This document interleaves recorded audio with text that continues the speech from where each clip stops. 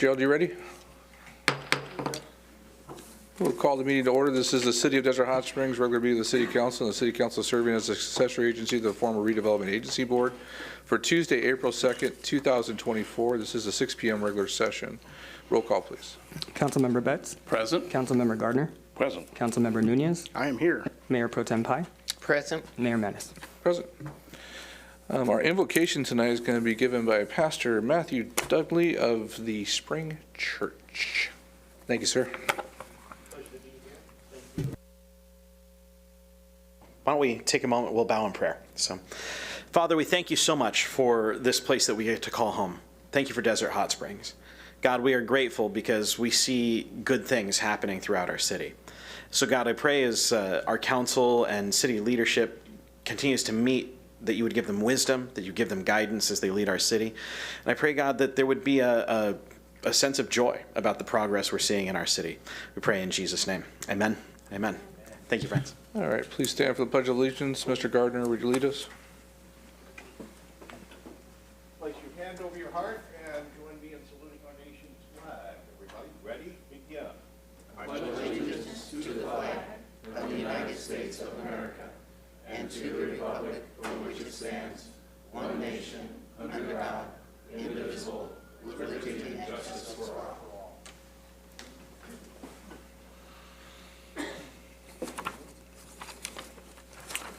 All right, at this moment, we're going to approve or ask for the approval of the agenda. At the same time, does anybody want to pull any items from the consent calendar? Mr. Mayor, City Attorney report on closed session. Oh, I'm sorry, I missed that. Thank you for reminding me. Mr. City Attorney, is there any reportable action from the closed session? There is no reportable action, Mr. Mayor. Thank you very much. The approval of the agenda at this time, does anybody want to pull any items from the consent calendar? Mr. Mayor, I'd like to pull item 8. Is it a question that you can ask during this item that we can just approve it, or do you need to actually pull it for a staff report? It might be lengthy discussion. All right, so is there any objections to item number 8 being pulled from the consent calendar? All right, so the one item from the consent calendar, number 8, will be pulled. Is there a motion and a second for the approval of the agenda and the consent calendar, remaining consent calendar? I move. Second. Is there anybody in the audience who would like to speak on items 7, 9, or 10? See nobody coming forth, please vote.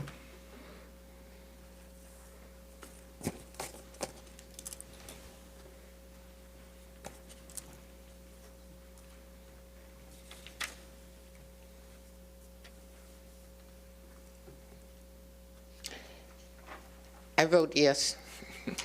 Motion passes unanimously. All right, next we're going to move to public comments. At this time, pursuant to the Brown Act, any person may comment on matters of general interest within the subject matter jurisdiction of the council not listed on the agenda. Under the Brown Act, the City Council shall not take action on or discuss matters raised during public comment portion of the agenda that are not listed on the agenda. All comments are to be directed to the City Council and should be devoid of any personal attacks. Members of the public are expected to maintain a professional, courteous decorum during the public comments. First one up is Elliot Lou Griffin.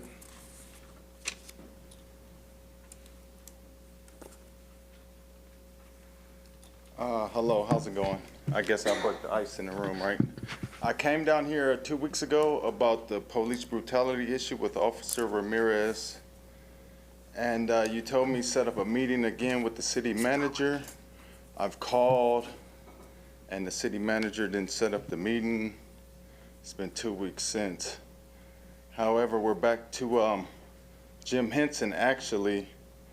And I asked him if he could turn over all of the video footage and all of the information. And he told me no, I could sue him for it, actually, and start laughing after that. I want to know, is the city going to turn this over to the prosecutor's office? What I'm asking the city real quick, that's simple to do, is just get the information, the videotape and all the information. I believe, excuse me, not the point, but the assistant manager has notes, Doria Wilm has notes, Commander Lindsay has notes, Officer Duran has notes, Officer Ramirez has notes, Officer Lopez has notes, Sergeant Carranza has notes. If we could get all of those notes with the videotape together and send it over to the prosecutor's office, I think that would kind of get the backs off of the mayor's office because they're trying to play hot potato. You know, you got the police chiefs here saying, oh, you can sue me about it. It's not even like, oh, go sue Ramirez about it. You know, he made it a personal issue. And then now he's like hot potatoing it over to the mayor's office. And then now I'm just asking the mayor's office simply to just hot potato all the information over to the prosecutor's office. And then we just get a letter from the prosecutor saying whatever they're going to do. Do you see how that just, if the prosecutor, if Riverside County says we're not going to prosecute, we're not going to do anything, we all walk away, we turn around, we go another way. Do you see? And that's when they say no justice, no peace, because he wants to hide the evidence, talking about I could sue him for it. You know, I don't want to make a big ruckus between, not trying to go against them, you know. I mean, I'm just asking, you know, the mayor's office to step in. If we get all the information gathered, all the notes gathered that all the people have, and then if we could all put it over, submit it over to the Riverside County Prosecutor's Office and see what they say before the one-year deadline's coming up. I mean, he wants to prolong it. And I'm asking, can we just submit it to the Riverside County, and then that way nobody else has a decision in it. The chief doesn't have a decision in it. The mayor's office doesn't, because the mayor's office can't go, you know, arrest the guy. And I would just like to say real simple, is this, I can't go do that to him without going to jail. Everybody in this room will be on the side of me going to jail if I went and did what he did to me. He kicked me with steel-toe boots on. Do you see what I mean? I go kick him with steel-toe boots on, throw him in the back of my car right now, you know, with a couple other my friends, because that's what it seemed to have, you know, trying to snatch you out the window. Thank you, Mr. Griffith. Your 3 minutes. Thank you so much. All right. Barbara Valdez.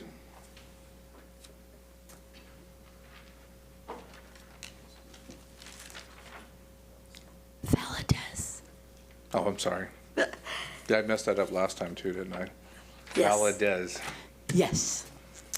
So good evening, Mayor, City Council members, and neighbors. My name is Barbara Sepulveda Valadez, and I am relatively new to DHS.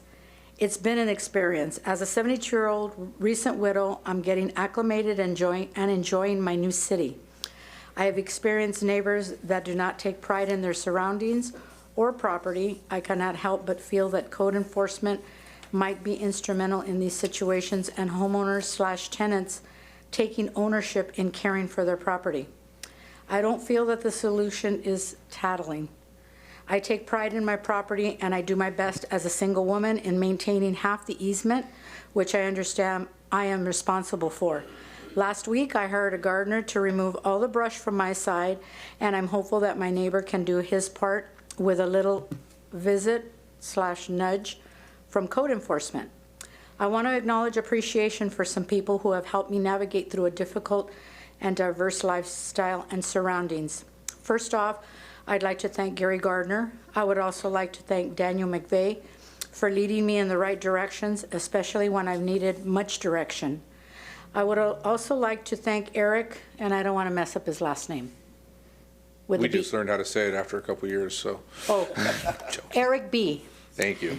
Who most recently provided resources to help me familiarize myself with what DHS has to offer. For the most part, people in DHS are friendly, and I am finding my way. My first question is, when will the swimming pool at John H. Furby Aquatic Center be ready for swimming? We are approaching our high temperatures, and this would be helpful and therapeutic. When I first arrived, it seemed that I was always out of luck, and the pool was closed for repair.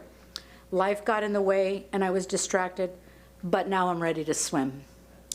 My second question as an animal lover and feral cat rescuer is, when will DHS get a veterinarian? I have worked with Samantha, who is with Traveling Paws in TNR, which is Trap, Neuter, Release, and I am now a proud mama, caregiver to 4 spayed, neutered cats, Ollie, Thelma, Louise, and most recently, Mr. Marbles, all of which no longer will be gallivanting and spreading their love. Even though this service is free and nonprofit, Traveling Paws would appreciate donations. This would ensure that the program can remain. I would appreciate any type of communication and/or assistance with our city in attempting to get the feral cat population under control. When COVID happened, TNR was not possible, and of course, our little furry friends got crazy and free-spirited. If there is any way to reach out to all our community in educating them that this is a free service, I would be willing to put aside some of my personal time to help with this crisis. I also value that our animal Ms. shelter. Valadez, that's your time. Oh, I'm so sorry. No worries. Thank you. Thank you. I'm sure I'm going to mess up this name, but the first name is Grnanon. Okay. Shalamot? Is that the last name? Right, it's much longer. Oh. I have a very unique one. I'm sorry if I messed that I up. had to practice 50 years to get it right. How do you pronounce it? My first name Yeah. is Ordinance. I don't know. Okay. Yeah, and last name is Chalum. That's 17 letters. Oh, the extra. I see the extra down there. You didn't have enough- Right. We need It to make our doesn't lines fit. longer Yeah. here. Much longer, yeah. So yeah. sorry. Go ahead. Yeah. Hi, Mayor, City Councils, and everyone. Yeah, I want to be here to introduce myself. I have a long name, long last name, but recently we become part of Desert Hot Spring community. In 2021, I purchased a property right across from the City Hall. It's 11900 Palm Drive. So I'm your neighbor. Yeah.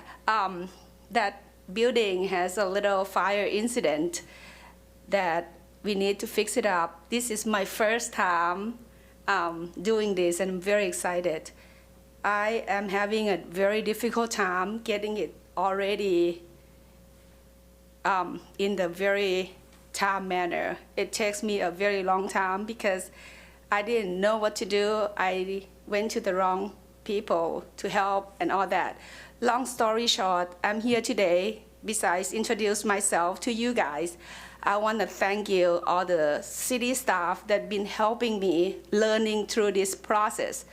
Especially thank you to the city manager and the director and the code enforcement, no, the city compliance director.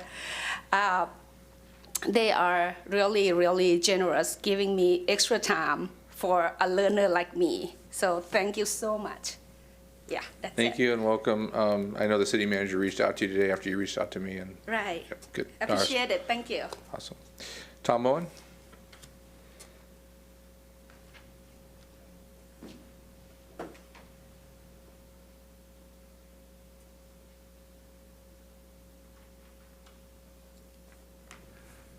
Tom Moen, 45-year resident of Desert Hot Springs. And I want to wish everyone a happy peanut butter and jelly day. I thought that so describes Desert Hot Springs. Desert Hot Springs is a city full of regular folks. And most homes of regular folks, you're going to find peanut butter and jelly in the cupboard. And I've enjoyed many of those sandwiches myself. We have a very diverse community in the Coachella Valley. We have from the community Lucy and Desi Arnez began, called Indian Wells, a very upper class community, very expensive place to live. And you have many other cities. Desert Hot Springs has the highest elevation and the nicest people. It really does. This is your regular mom and pop with 2.8 kids. And I like Desert Hot Springs. There are some things, though, that I would like to examine, and one is Tranquility Park. I don't see anything happening at Tranquility Park. I see minimum care. I know we went full speed ahead to tear down Hot Springs Park and take out all the monuments and everything because they had to go right now. But nothing's happening there, so I don't know why we had a rush to tear down our history. Hot Springs is very vital to this city. We wouldn't have a city if it wasn't for the hot springs and our first class #1 in the world drinking water, best tasting tap water in the whole wide world, and I like to promote that. But I do think that we need to work together and see what can happen with these things. And in our history in Desert Hot Springs, we've always been quick on the draw to tear things down. When Cabot Yerxa passed away, they were in a hurry to tear down his house. Very big hurry. And Cole Erod, who sat on this council for a number of years, single-handedly saved that. And look at the treasure we have. I think it's best to wait until we have a complete conclusion with everyone informed. Thank you so much for listening to me, and have a happy peanut butter and jelly day. Thanks, Tom. Martin, carry on.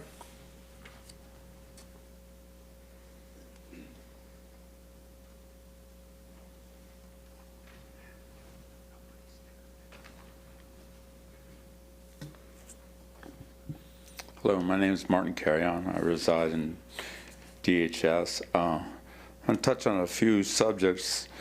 I was down at, you got the redevelopment of Palm coming up as a main issue. I think you need to start focusing on developing the alleyways and where you move the trash to draw in people to think that they have something to work off of. Because if you're trying to enhance that main drag, the city needs to put aside some money and say, okay, we're gonna develop the back alleys here to have access to these properties. And then maybe the city might have to settle down and say, hey, you know, we want to draw this kind of clientele in here, but there has to be a give and take. And what I see is a lot of these developers come in here and they only finish the sidewalk down to their property line. Well, let's talk about developers. You know, when I worked in Culver City, we had 2 to 3% of that went towards artwork. That money was set aside. Now, if you go down there to Culver City, you'll see $1 million rainbow. That was put in because we had Sony Pictures put in a high-rise, and they had to set that money aside for art projects. So that's automatic. And I talked about this some time ago at a commission, that they should be setting this stuff aside. You can't leave all these developers wanting to develop if they're not going to put in any infrastructure. And the other thing was about swimming pools. You need to standardize your equipment, because I took care of swimming pools. I took care of 3 of them in 3 high schools. And we made sure that we had not a mash of different parts, so the city workers or whoever's maintaining this equipment, you have one different, like a Ford here and a Chevy there and a Studebaker here. When you start doing that, then you have all kinds of issues. Now, I know that there's no solar heating being done here, and we have a lot of heat in this fine valley here, and we're not utilizing that. So I think there's a lot of stuff here that needs to be sit down and well thought out, and I'm trying to lay out a foundation for you folks to kind of like start layering this stuff and start gathering stuff for the future of the city. Now, artwork is something that should have been set aside on these projects, especially the one I see down there developing for the $400,000 houses. Thank you, Mr. Carrion. Good night. Dana Johnson? Dana Johnson's my last speaker card. Anyone that wanted to speak in public comments on items not on the agenda, this is the last call.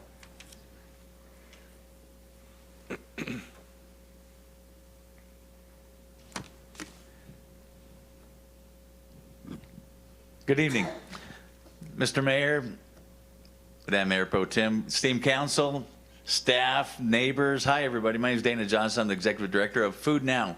Food Now is a food pantry here in Desert Hot Springs, started by Guy Tedesco back in 1989. Excuse me, 1989. And from those humble beginnings, today we distribute about 1 million pounds of food to our food insecure neighbors. That's worth about $1.7 million back into the economy. And so not only are we helping our neighbors be well fed and food secure, but they also, that money helps them stay in their homes, pay their rent, helps them fix their cars and get to work. It helps them, buy their medicine so they can stay healthy. So I want to thank all of our supporters, the individual donations, the foundations, and the City of Desert Hot Springs for helping us to help the city. It's just an absolute pleasure to be in this position to be able to help our neighbors. And the City of Desert Hot Springs has been a wonderful supporter of Food Now ever since I've been here. Speaking of fundraising, we have a fun fundraiser coming up, okay? And I want to thank our mayor. Our mayor has been such a great supporter and participant in our chili cook-off for 7 years, maybe longer. Anyway, we have the Food Now chili cook-off coming up this Saturday. I apologize for the late notice. We had a lot of infrastructure problems going on, website development going on. But anyway, our chili cook-off, the 12th annual chili cook-off is this Saturday at the BG Bird Garden in Palm Desert, Lindy BG's gorgeous estate. This is our second time there. It's a lot of fun. And we have 11 chefs. Our defending chef is the chef from Agua Caliente, the steakhouse at Agua Caliente. He's coming to defend his title. But I want to talk about Mayor's Chili, okay? Mayor's Chili hasn't won yet. We've had multiple winners. We've had multiple champions. And Mayor's Chili has never won. I think we have a PR problem, Mayor. I think we should call it problem, one or the other. No, I'm chasing your chili, and it's wonderful. We have a PR problem. It should be Mayor's Epic Chili, okay? So I encourage everybody to come out. You can go to foodnowdhs.org and buy your tickets. They're only $45, but I encourage everybody to come. And it's a popular vote. You get to buy tickets and vote, just like in Chicago. Vote early and vote often, okay? We want to get the Mayor's Championship chili, okay? So everybody, please, I apologize for the late notice. I know a lot of you are already coming. If you haven't already bought your tickets, foodnowdhs.org. It's such a lot of fun, and it goes to help not just feed people, but to keep them in their homes, to keep them well, and to keep them fed. Thank you. Thank you, Dana. I did not ask him to do that. I'm a very humble person when it comes to cooking. I love to cook. I support Food Now. Please come if you can. You don't have to drop a ticket in my bucket. There's a lot of great chefs. It's a great cause. Thank you, Dana. I will continue to come back even though I don't win. I promise you that. City Manager's report. I'm sorry, was there any other public comments? Thank you. And there's some flyers back there for the event if you'd like to come. It's a beautiful, beautiful location where the event's held. It's a big supporter of Food Now, and she has a great property and a bunch of birds. Well, thank you, Mr. Mayor, members of the council. Just a couple updates. So the staff is, working on the senior center analysis, and we will be bringing that forward to the council probably maybe next meeting or the meeting after. And good news on the Hyundai. I think many of you have seen it. The activity there, it has changed hands, and the current owner is working on it as we speak. So good news there. I'm going to turn it over to Ms. Wilms for other updates. Thank you, Mr. City Manager. Good evening, Mayor, City Council. I'd first like to ask Jeffrey Buckheim, our Administrative Services Director, to provide some financial updates. Yes, thank you. Good evening, Mayor and City Council. For our financial highlights through March 31st, 2024, the city had received in the Consolidated General Fund over $17.6 million in revenue, which is 54% of the amended budget. Last year at this time, that we were at $16.9 million in revenue, which is at 51% of that budget. And 2 years ago, we were at $18.7 million in revenue, which was 59% of that year's budget. As for expenditures, we are currently at $24.5 million, which is at 72% of our amended budget. Last year at this time, we were at $22.3 million, almost 22.4, which was 63% of the budget. And 2 years ago, we were at $19.1 million, which is 58% of the budget. And that's all my report. Thank you, Jeffrey. Next, I'd like to have Daniel Porras, our Assistant City Manager, provide updates on the road closures following Tropical Storm Hillary. Thank you, Doria. I'll start with Indian Canyon. Indian Canyon Drive is still under construction. We had 7 days that delayed the project a little bit, and we did have some plan revisions that were required through the flood control for the downstream portion of the riprap. We are expecting to open between the 3rd and 4th week of April.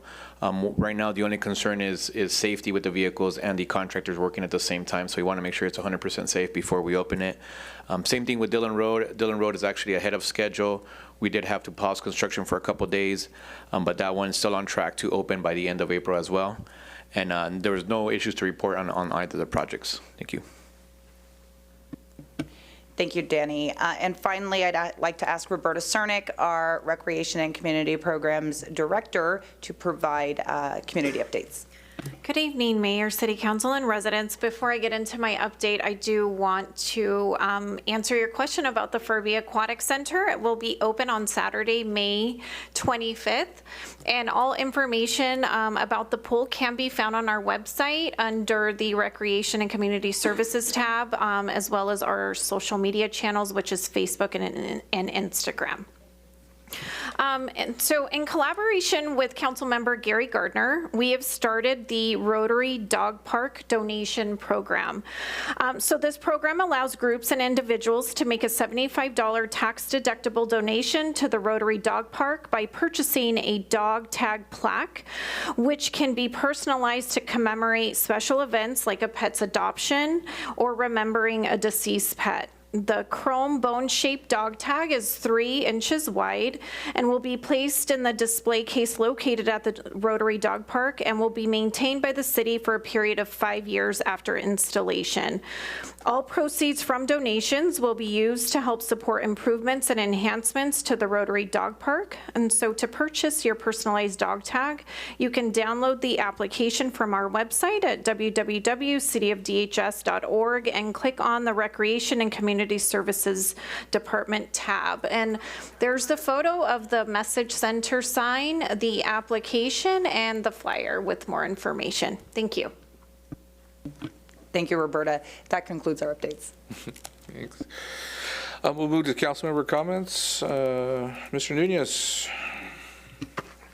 Thank you, Mr. Mayor. I just have one thing I just wanted to bring up, acknowledgement of Dia de Cesar Chavez Day, which was yesterday. His birthday was the 31st of March, so I just wanted to give praise to that. Thank you, Mr. Mayor. That was our first official observation after putting it into our holiday schedule last year. Right? Absolutely. Yeah. Absolutely. Awesome. Mayor Potem? I'm short also. During our last meeting, did you get to meet with Councilmember Betts? I didn't meet directly with Mr. Betts, but Mr. Betts' comments were taken seriously, and we met with the city manager's office, and the city manager is putting the concern together with the request, and we'll report back to the council where appropriate. Okay, I'm not trying to start an agenda item. Thank you. Because on that date, you said you would talk to Councilmember Betts, so I didn't say anything. Based on that, I, as a council member, would have said something if you had not said that. I didn't want to go back and forth. But my thing is, I would have, if you had not said anything, would have said I did not agree with that statement. And I think that for me, I don't know about the rest of the council, but for me, and I'm going to say the city manager, it appeared that we had done something treacherous, but we had not. And that's the end of my statement. Thank you. Mr. Gardner? Thank you, Mr. Mayor. Couple of three things real quick. The Coachella Valley Conservation Commission met, and we did a plaque dedication to Luckino Mayor Linda Evans, who was my predecessor as chair of CVCC. She served as chair for nearly 8 years, helped shepherd a number of projects across the valley, including the fencing to keep the bighorn sheep out of residential neighborhoods, as well as trail development. And we posted 3 plaques honoring her service at the trailhead in La Quinta and the bighorn fence at Lake Cahuilla.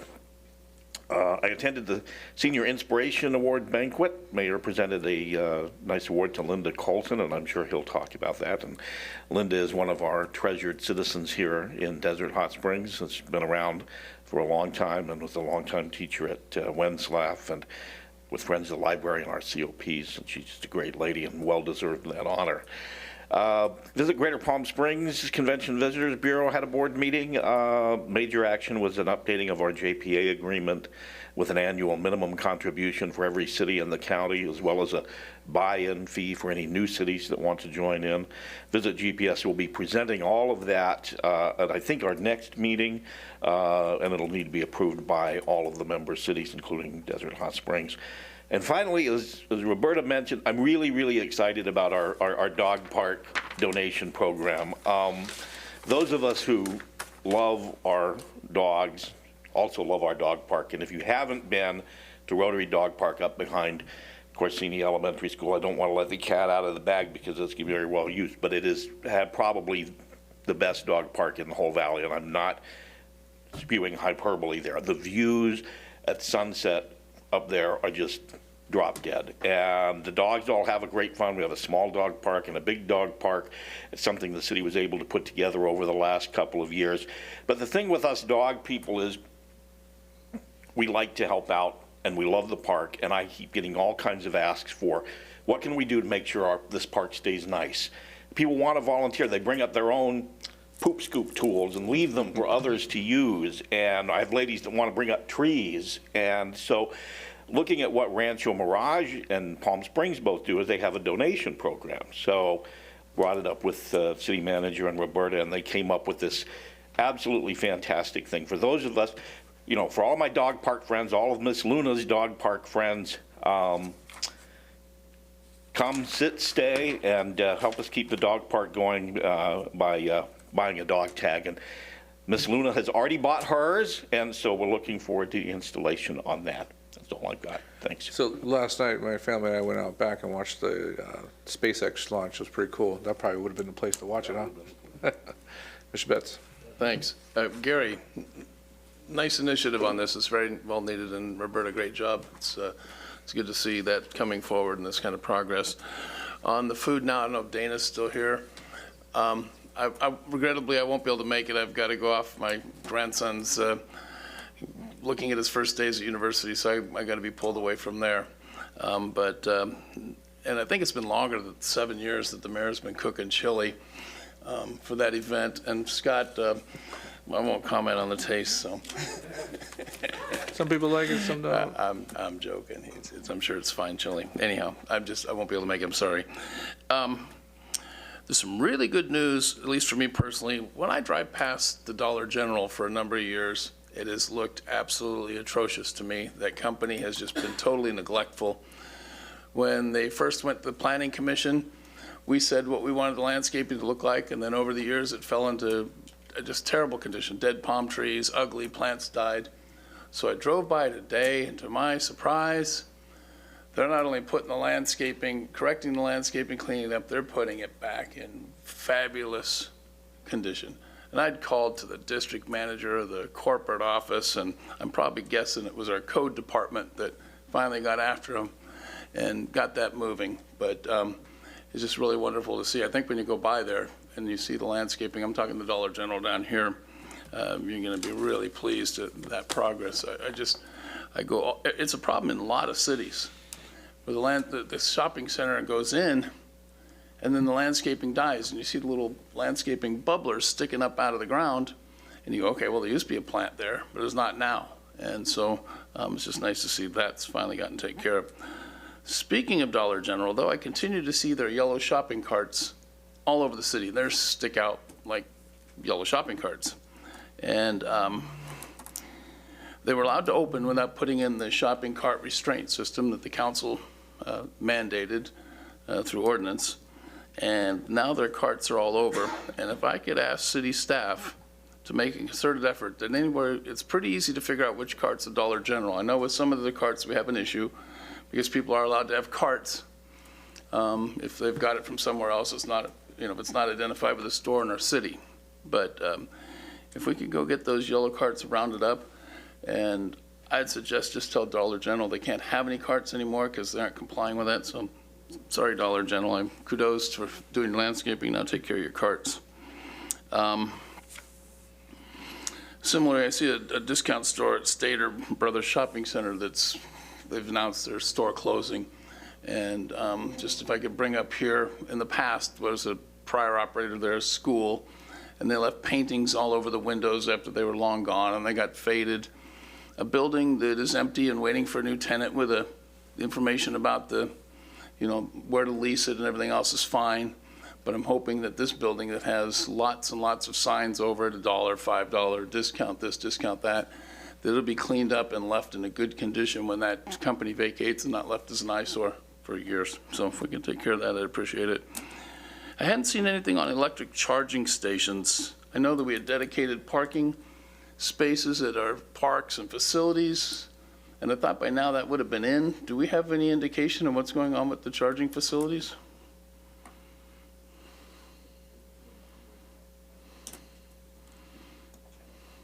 I know they're actually under construction right now, right here at City Hall and at the Health and Wellness Center as well. I don't have a timeline on it, but we are moving forward with that project. They're also going to go in along the parks. They haven't started that yet. Okay, I thought it was going to be in by now. Were they delayed for some reason, or is this just the normal time frame? Okay, thanks. I attended Sunline. Nothing significant to report. It was a pretty quiet meeting. I did attend the Senior Inspiration Awards, and it was very nice to see Linda Croson get that award. She was just beaming. We're sitting at the table, and she says, wow, I don't think I've ever gotten anything like this before, and it's always really nice to get that kind of award, so she enjoyed it. It was certainly well-deserved. I attend Southern California Association of Governments this Thursday, and I think that's it, Mr. Mayor. Thank you. Thank you. I know it's a couple days past, but happy Easter to everyone. I hope you celebrated with your families and were able to attend church and spend time with your family. It was a pretty beautiful weekend. The sun came out towards the end of the day on Sunday. We're in that pattern now. We're getting rain and bad weather every weekend, but that's the life of this time of season for us. I was asked to speak at the Spa Paletteers fundraising event, art fundraising event last week. This is an organization in our community that has a bunch of artists that belong to it, and they give scholarships to our community. So I was able to do the welcome for that, and I always want to thank them and for their community service and what they do for us. As mentioned, there's not a lot I get to do without the full council's approval, but I get to pick a senior inspiration each year. That's one of the pleasures of being mayor. And this year I picked Linda Croson, who's done a lot of great work with our library, code enforcement, was a teacher in our community, and has volunteered in a lot of areas. So she's well deserved. We're going to actually bring her for a presentation period here in the next couple meetings, and just, again, say some kudos to her for the things she's done. I had written it down and brought my own flyer, Dana. Don't forget to attend the Food Now Chili Kickoff if you can. It's only for $45 a person, and for every $1 you can feed 5 families, correct? Did I get that right this time? Good. So it is a little bit of a drive to get out to Palm Desert, but it's a beautiful facility, and she has a bunch of exotic birds. She's licensed to have them there, and it's a nice sanctuary, and so it's a really fun event. A lot of great chefs, and I make my chili from homemade, so some people like it, some don't. I've gotten about half a cup full of beans or whatever they put in their tickets, but you can come out and vote for your different chilies, and I think you separate the actual real chefs from us wannabe chefs. Oh man, so I'm definitely going to lose that. But please come out if you can. Question on the pool was answered, and the veterinarian hospital, our last meeting we approved a provider for the veterinary hospital here in the community, and it will be open in September. September is the target date to get reopened. It'll be Animal Samaritans will be running that facility. And then, as Mr. Betts had mentioned, the cleanup of the Dollar General, all of us here on the council have been, I think, really concerned about that shopping center, and really been trying to help our code enforcement with the strongest policies as we can to try to get these people to adhere to it. And I wanted to thank Christina and your staff for all the hard work you did on that. I know you started from day one. Even the first time I mentioned it, it's a code's on it, but there's a process, and unfortunately they can drag it out for a long time. So thank you for all the hard work on that. We have a lot of good business owners in this town, and sometimes we have a lot of corporate owners that take advantage of our community, and whatever we got to do to strengthen those policies, we will do that according to the law. Our report was short tonight, so we're going to move on to Mr. our Mayor, agenda. could I indulge you in just one? I left one thing off my list, and I wanted to find out about it. The Furby pool contract for operating the swim program, typically that would have come to the council in February. Is there, where are we at? Are we going to, is that going to be coming to the council the May 25th, is it? Yeah, there is no operator for, the internal staff operates it currently. Okay. So there's no swim program or anything like that? No, we're operating the Furby Aquatic Center as normal, as we normally do. There would Okay. be nothing to bring to the council. Okay, good. No contract out for any independent contractor then? No. Okay, perfect. Thank you. All right, we'll move on to public hearings. Item number 2, it's the ordinance amending chapter of Title 17, zoning ordinance, chapter 17.4, mixed-use districts. Mr. Clark. Good evening, Mr. Mayor and council members. I apologize ahead of time. I'm getting a real cold, so I'm a little creaky tonight. So just a little bit of background about these districts. These zoning districts were introduced in the 2020 General Plan Update. The purpose is to provide suitable locations for a wide variety of interrelated and compatible uses, such as commercial, office, residential, civic uses, and so on. The mixed-use corridor district is located along South Palm Drive and contains many of the affordable housing sites. The mixed-use neighborhood district functions as a transition zone between higher intensity uses such as commercial and lower intensity uses such as residential. So the changes made with this chapter include removed visitor-serving mixed-use zoning district from the chapter. This zoning district will be combined with visitor-serving commercial and a new visitor-serving chapter that's specifically geared towards the hospitality. We also moved up design guidelines below design standards as we do in each chapter, reduced the number of non-conforming uses, added the new uses such as mobile food vending, cannabis lounge, event facility, et cetera, that we've been adding across the board through all of the tables.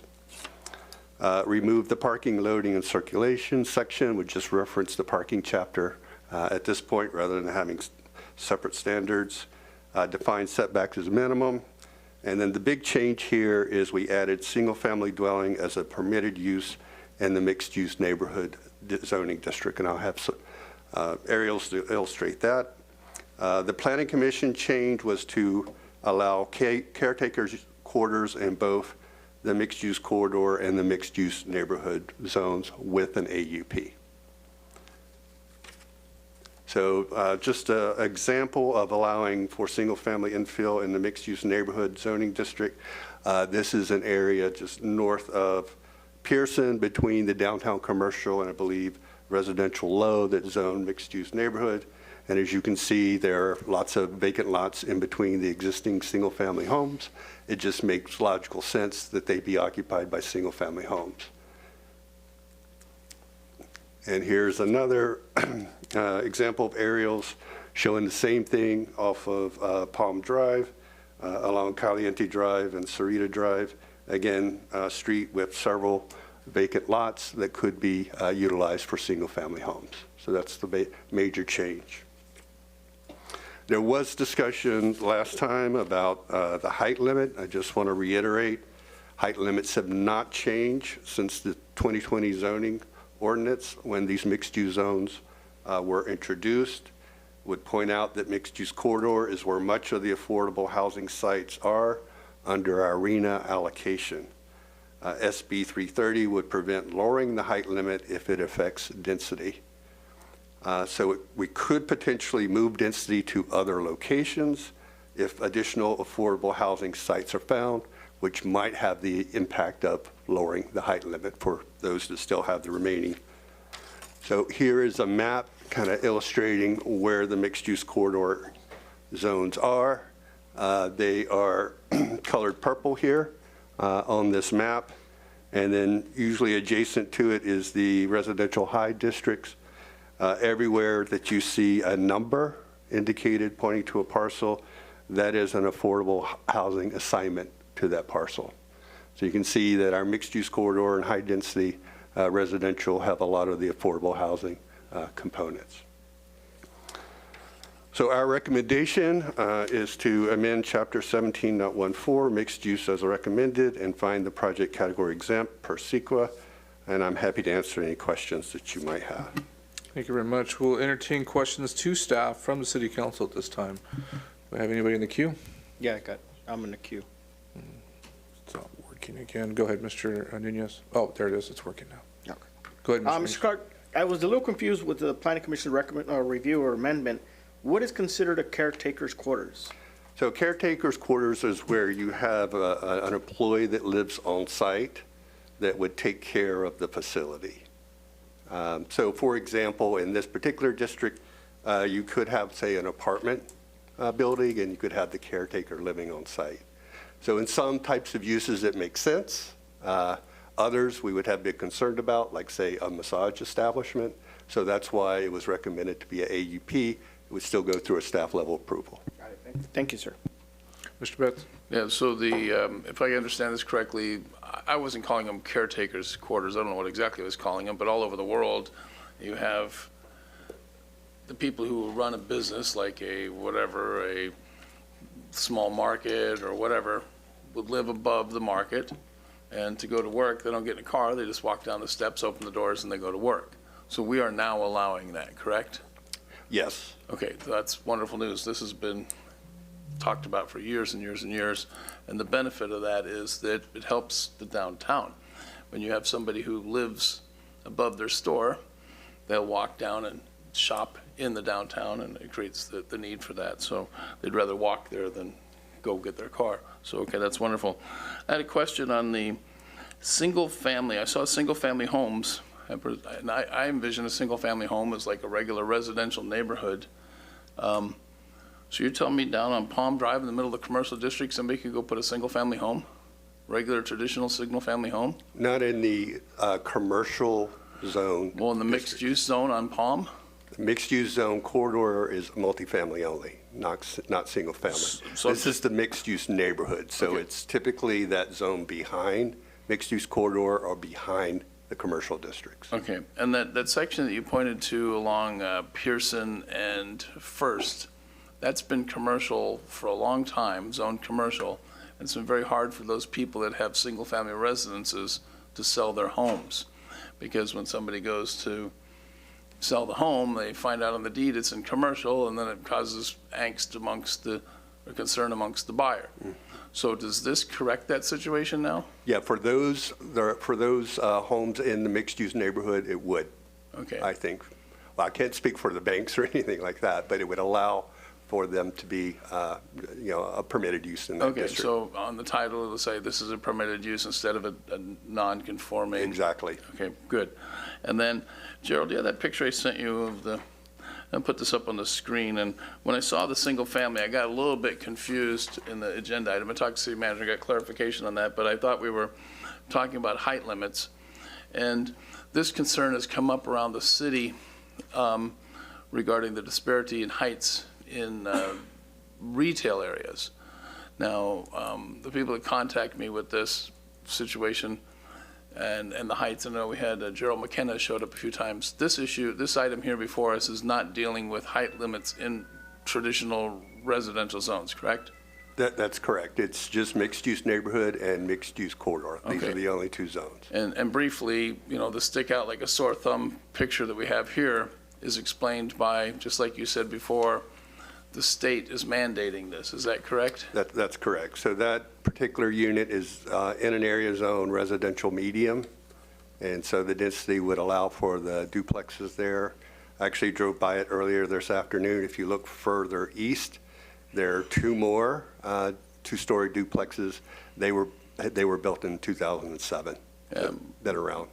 So it's whether this, I imagine they could have some type of situation like this with what we're talking about on this agenda item. Is there something that architecturally can be done? For example, this one here has the gable end facing the street, which gives it a much taller appearance. If you had a hip roof facing the street, is that something that we have latitude to do in our design standards, whether it be in the mixed-use zones or commercial, that this house had a hip roof facing the street, it would look a lot less ominous. I think that you're getting into subjective criteria, which the state prevents us from doing it. We can only evaluate by objective criteria.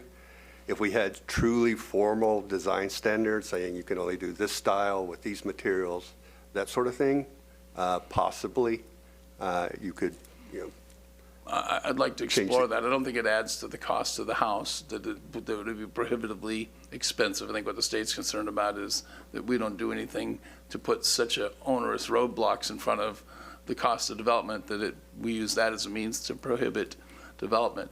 I would have to think they wouldn't have any objection to hip roof. So anyhow, thank you, Gerald, for putting that up and accommodating me on that.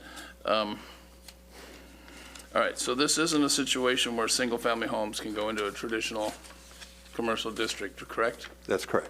So along Palm, all right, then I'll leave it at that. My questions have been answered. Thank you, Mr. Mayor. If nobody else in the queue, I will open the public hearing at this time. Take any testimony in favor, opposed, or neutral position. Would anybody like to speak? Yes, sir. Please state your position when you come to the mic and your name again, please.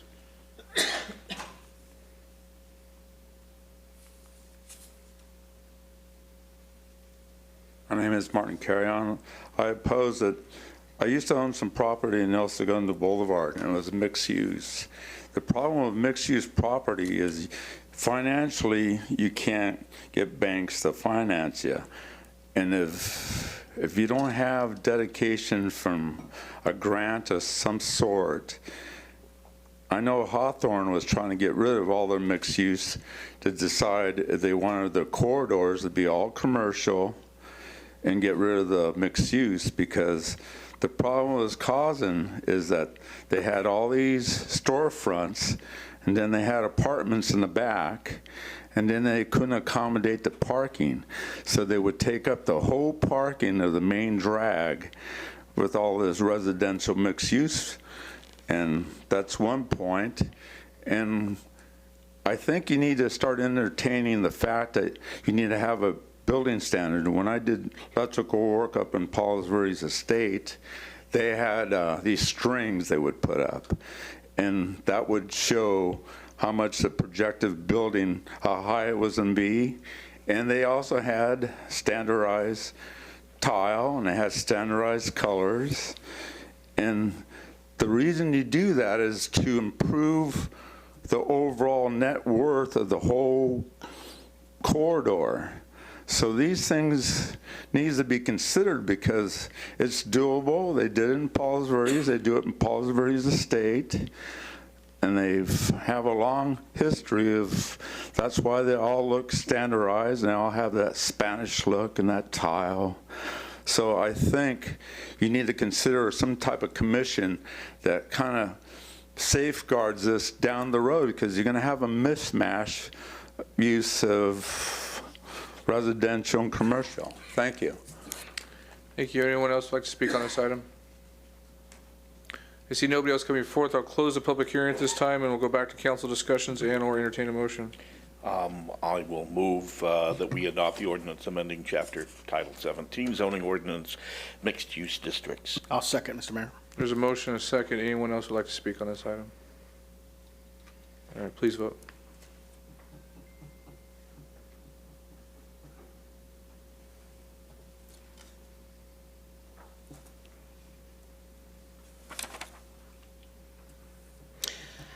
I vote for. Motion passes unanimously. Thank you. We'll move to item 3, a resolution adopting new user fees related to annual cannabis regulatory permit renewal. Ms. Newsom. Good evening, Mayor and City Council. On March 5th, 2024, the City Council approved an ordinance to implement annual cannabis regulatory permit renewals. A new fee must be adopted by resolution, and as such, city staff has calculated the fee at 100% cost recovery for a total fee of $5,770.03. The city currently has 53 cannabis facilities, excluding retail, which will generate $305,811.59 in new fees. Therefore, staff recommends the City Council adopt a resolution to set a new fee for annual cannabis regulatory permit renewals. That concludes my report, and I'm happy to answer any questions. Thank you very much. Any questions for staff before we move to opening the public hearing? I don't see anybody in there. Is anybody trying to get in? All right, we'll open the public hearing at this time. We'll take testimony in favor, opposed, or neutral position. Would anybody like to speak on this item? See nobody coming forth. We'll close the public hearing and I'll entertain a motion or more discussion. I'll move adoption of resolution adopting new user fees related to cannabis regulatory permit renewal. And I'll second, Mr. Mayor. A motion and a second. Please vote. Motion passes unanimously. Thank you. Move to item number 4, a resolution amending cannabis regulatory permit fees. Ms. Newsom. So I'd like to preface the staff report by just mentioning that the previous item was for a renewal fee for a cannabis regulatory permit, and this item is for the initial cannabis regulatory permit fee. So did we vote on that right then? Should we have? You did? Yes. So due to the approval of an ordinance to implement annual cannabis regulatory permit renewals and a resolution to add their fees, city staff is bringing forward an ordinance to amend the existing initial regulatory permit fee. Since historically our cannabis regulatory permits did not expire, the existing fee is calculated by multiple years of recovered cost. Staff is now proposing to amend the fee to only recover the first and initial year of the cost prior to the renewal. This will result in the following changes. The regulatory permit fee for storefront retailers will be amended from $6,450 to $6,421.99. The regulatory permit fee for all other use types will be amended from $9,250 to $5,409.21. The city issues approximately 5 new regulatory permits annually, which will generate approximately $27,047.60 in new fees. That concludes my staff report, and I'm happy to answer any questions. Do we have any questions? I have somebody in the queue. Ms. Pye. I just have a compliment on this and the prior resolution. Staff's looked out of the box. This is something we should have been doing for a long time, so I thank you. Thank you. Absolutely, I'll second that, Mr. Mayor. All right. Yeah, one quick comment. Yes. So my understanding is this is all in keeping with the global deal that we worked out with the cannabis industry that, well, might be looking like we're raising fees. This is all part of the lowering of the cannabis taxes previously, correct? That is correct. Okay, so we're just following through on what everybody agreed to. So, okay, Correct. thank you. Yes, sir. 99 cents? We can't round it up to make it a nice round. My OCD is kicking in, so. Jeffrey, can we round it up? I don't think they'd mind, but. What is it? We'll open the public hearing at this time. We'll take testimony in favor, opposed, or neutral position. Anyone like to speak on this item? Yes, sir. Please state your name and your 3 minutes will begin. And please state whether you're in favor, opposed, or neutral position.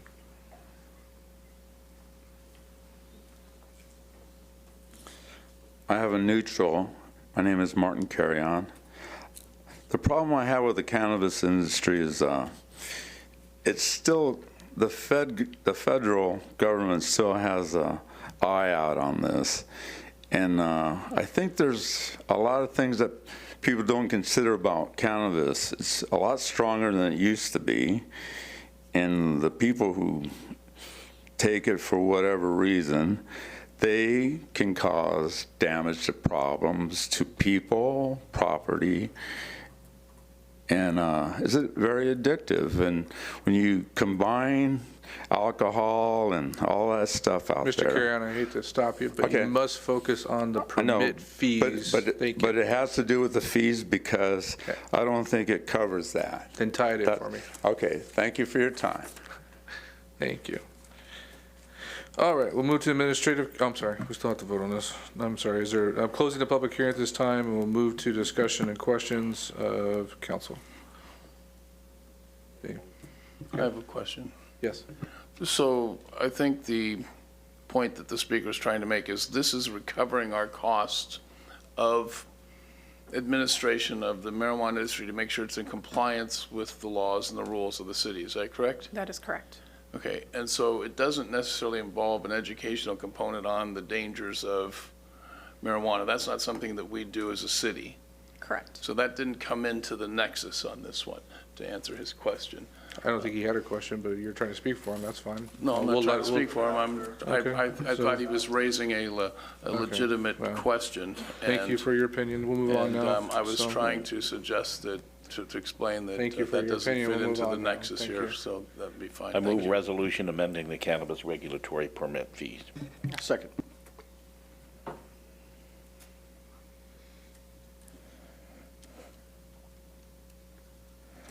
Please vote. Motion passes unanimously. All right, no other public hearings. We'll move to the administrative calendar. Our first item on the administrative calendar, number 5, is an ordinance amending Title III Revenue and Finance of the Desert Hot Springs Municipal Code concerning cannabis facilities. Ms. Newsom. In January, the City Council provided direction to staff to propose ordinances that would amend our existing code in an effort to provide more streamlined cultivation and retail tax processes. Title III of the Desert Hot Springs Municipal Code regulates revenue and finance as it relates to the operation of cannabis facilities. The proposed ordinance seeks to amend Title III to 1, provide a ramp-up period for new cannabis cultivators as they generally do not generate income until their first crop has reached full maturity and processing, which can take several months. This ramp-up period will provide a 6-month period of zero tax liability. 2, cannabis cultivators will no longer remit taxes biannually, but rather monthly, with the goal being that they will be required to remit smaller payments more frequently rather than larger payments less frequently. 3, provide cannabis cultivators with the right to apply for a lost cultivation crop waiver. Cannabis cultivators often suffer the loss of a crop due to pest or contamination issues. By applying for a cannabis cultivation tax waiver, the city may waive a portion of the cultivator's tax liability, subject to eligibility and approval. 4, all cannabis facilities that are subject to tax will be mandated to make their payments through a fee collection system. This will streamline tax payments and collection efforts. And 5, codify that cannabis tax payment arrangements be approved at the discretion of the city manager and subject to penalties and interest. That concludes my report, and I'm happy to answer any questions. Thank you. This time we'll take public comments. Is there any public comments on this item? Yes, sir. Please state your name when you come up, and please make your comment.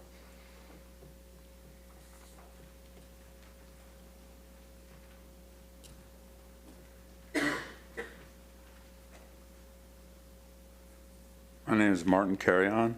I was in Oregon, and they were testing the cannabis, the strength of the cannabis. And I think this doesn't get addressed enough. And my concerns is the educational part and how strong the cannabis product is out there. Thank you. Thank you. Any other comments? Close public comments. We'll move to questions and entertain a motion. Please. So are they required to pay monthly, or can they continue to pay biannually if they desire to do so? So this will amend Title III for remittance, and this will be a requirement to pay monthly. So we're not going to let them get 6 months down the road and end up being in arrears then, correct? No, that's correct. Thank you.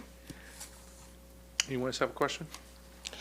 I just have a compliment. I like this, and I like that you thought outside of the box and that you did, for me, a proper procedure so far as if someone wants to appeal, there's a good process, and there's ways that you can't do it. So you picked up all of the gaps and covered them. Thank you. Mr. Carter? Thanks, Mr. Mayor. Again, great job on this, Christina. Just one quick question, and this is something we had talked about before, and I know I've had several cannabis cultivators bring it up. That is the lost crop portion of this. How do you anticipate verifying that and following through when somebody comes with you with a lost crop claim? So proof of destruction needs to be provided in the application process. So that is metric reporting, a bill of landing, and a video of the destruction of the lost crop. So, but no rationale on what caused it, just show that we've lost this crop that and is also we part have of- destroyed it. No, that's also part of the application. So we do make some specifications about how the crop was lost. So it can't be something that is, just some sort of, they can't have a part in the loss. It can't be, it can't be something that would be done as an act of, let's say, just kind of inefficiency or an act Market of, price, an act market of price. God, something like that. It needs to be something that was, Aphids unforeseeable. or bugs or something Correct. like that. So, okay, thank you. All right, we'll move to a motion.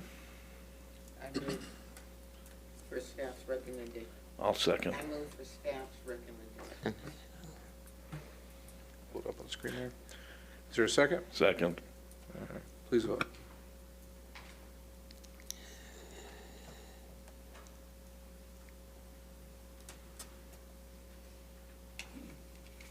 Motion passes unanimously. This is a first reading of an ordinance of the City Council of the City of Desert Hot Springs, amending Title III, Revenue and Finance of the Desert Hot Springs Municipal Code concerning cannabis facilities. The ordinance will return on April 16th for second reading and adoption. Thank you. Item number 6, Public Safety Campus Project Options. Mr. Boyes. Thank you, Mr. Mayor, members of the council. In 2022, a public safety bond was issued in the amount of $15 million. The bond proceeds were to be used for various public facilities.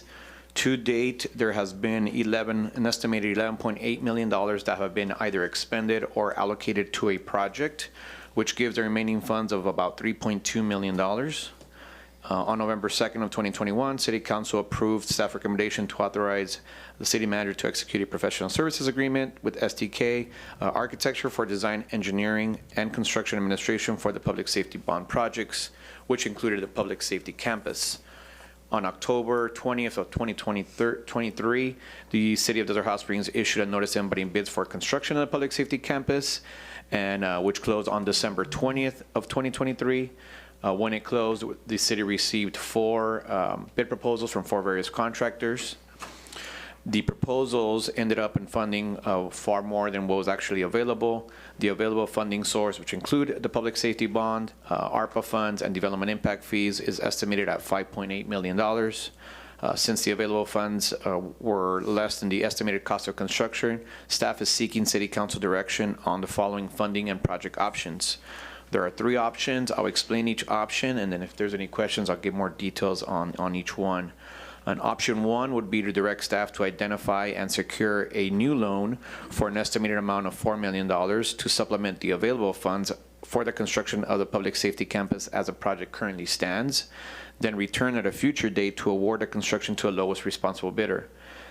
With that option, the estimated construction budget is estimated at $10.6 million, and that includes the contract, the contingency, furniture, fixtures, equipment, and there's details on Exhibit 1.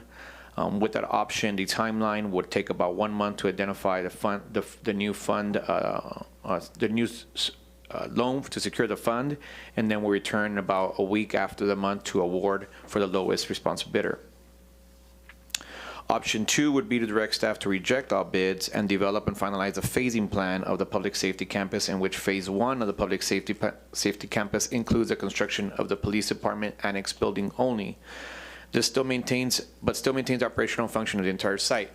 The entire public safety campus was developed as part of a 3 kind of projects, where it was the entire construction of a new public safety annex building, the tenant improvements of Fire Station 37, and then a complete site improvements of the existing police department, the public safety annex building, and the fire station building.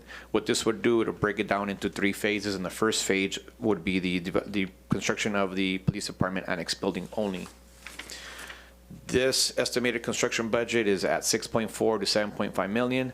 The budget includes redesign costs, estimated construction contract, 10% contingency, and furniture, fixtures, and equipment. This option would take about 1 month to modify and redesign the current approved plans, and about 2 months to re-advertise the RFP and open bids. The third option is to direct staff to reject all bids and design brand-new plans and specs for tenant improvements for the use of the old library building and partial use of the Carme Center building of the police annex. The police annex's current square foot would match utilizing the entire old library building and partial of the Carme Center building. The total estimated construction budget for that portion would be about 3.2 to 4.7, and this includes redesign costs, construction costs, 10% contingency, furniture, fixtures, and equipment. This option would take about 8 to 12 months to complete the redesign and another 2 months to re-advertise and rebid and return to award. Based on the evaluations of the project, the bid proposals, and an analysis of funding available, staff is recommending option 2 as the most feasible option. This option meets the current needs of the police department with the construction of the police annex building while maintaining project costs with acceptance of available funds without incurring further debt. Currently, we have the police detectives unit currently in the old building B. There is a need for them for a building for the police department. Therefore, option 2 would be meet the current needs of the police department. It would also be fiscally responsible, not acquiring any further debt, and it'll move the project forward in a timely manner. Can you show the exhibit? And just to show a little exhibit of the site plan, this is what we discussed with the architect that could work as a phasing plan. We would have to go back and redesign and redo the specs just to not include the rest of the project. So it wouldn't be a full redesign, it'll just be a portion of it. So here's the entire public safety campus. This would divide the project into 3 phases, and the first phase would be the farthest west, which would be the actual police building annex. That concludes my staff report, and I'm glad to answer any questions. Thank you very much. Before we get to questions, I'll ask for public comments. Anybody in the public would like to make any comments? Please come forth. Please state your name at the microphone. Yes, sir. Elliot Lou Griffin. Thank you. And, well, you talking about $6.4 million. Again, they just spent $9.5 million on the firehouse. I don't think that they should spend the money. I think you should reject all the bids on the public safety campus. And why? Because we don't even have housing for the homeless in Coachella Valley. This is where we should be spending our money at, because if we don't get the people with housing, if we don't get them with something that they could get them off the streets, that could get them out the criminal activity that they're possibly in, that could get them back to work, then we're losing our money. I mean, we keep giving money to the police department, we keep giving them money, and we're not getting nowhere. If we give it to the homeless real fast, hypothetically, one time, we donated all to the homeless, and maybe they do a mobile command center, maybe like what I suggested maybe to the fire chief, and they just have mobile command centers. You know, that's another issue. You know, maybe you go, instead of $9.5 million on, you know, a firehouse, you can have mobile command centers. If they have something up in Big Bear, if they have something up in Idlewild, you can send a mobile command center. DHS is there, the Coachella Valley. But I would reject all bids until we finalize something for the homeless in Coachella Valley. I would just say, I know it's DHS, but then, of course, it warms up here, so the people come here a lot more. You know, it gets, you know, where it gets colder. I mean, people leave, but we're just gonna have to do something for the homeless, I would say, before we did anything else, to put any more money into it. You know, I would just reject it on that. Thank you for your comments. Next comment, please. I got one person before you, Tom.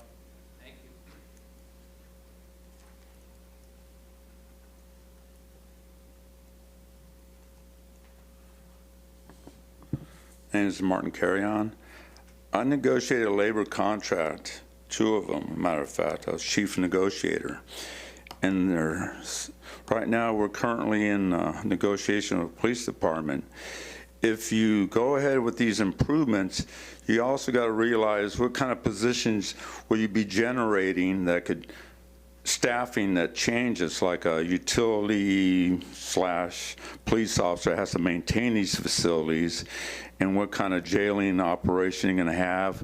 If you're going to have a small firing range for pistol training and all that, that all has to be encompassed with the negotiation contract. Because I know when we had, at the school district, we had auditoriums, gymnasiums, boys and girls, auditoriums, and these all generated positions. And I think the city needs to look at the overall picture of the labor organization with the police department and whatever entities are in there. And if you utilize a federal assistance like Palm Springs does, they have 2 DEA drug enforcement officers on staff that they pay for. This should all be encompassed with the costs of this public safety campus. Thank you. Thank you. Mr. Moen?